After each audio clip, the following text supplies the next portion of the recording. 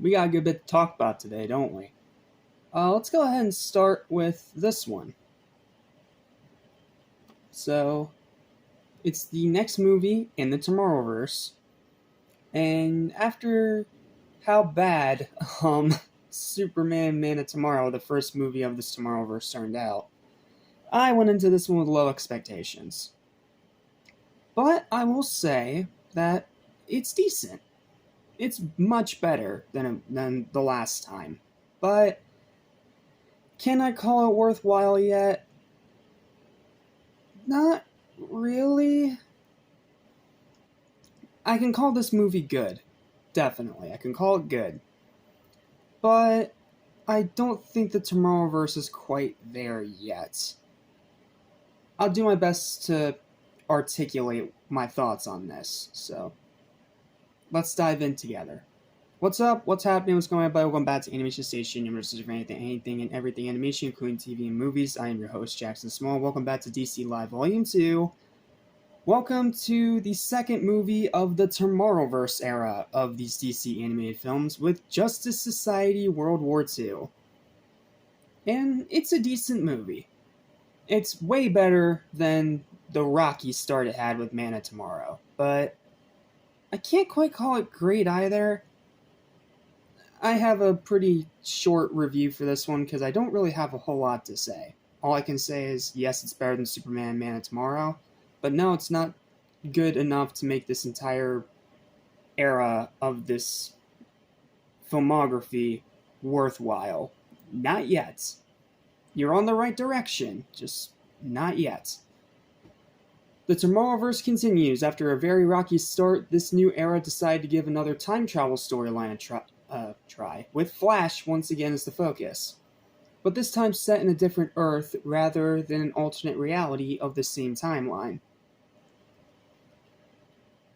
And credit where it's due, it's a lot better than the previous movie in this new era. But with that said, however, it's still not all that good either. Pros, story is interesting, the Justice Society are pretty cool, the action is solid, the voice acting is quite good, they actually tried to push the PG-13 rating a little rather than playing it safe. Thank you for fixing one of my biggest problems with Man of Tomorrow. The pacing is consistent, the runtime doesn't overstay its welcome, Flash gets some pretty funny one-liners, and it's a nice treat seeing some of the Justice Society members in their first appearance costumes from the comic books.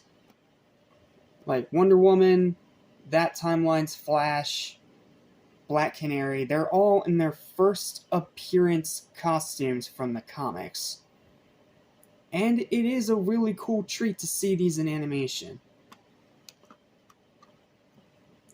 However, there's still a good bit of problems here. The writing is a little bit bland, the dialogue is meh, plot is haphazard in the second half, it does start to fall apart a little bit. The setting of World War II isn't fully utilized to its full potential, rewatchability is low, and the animation, while better, is still pretty cheap looking. It's the bright colors. The bright colors with these designs just don't work all that well.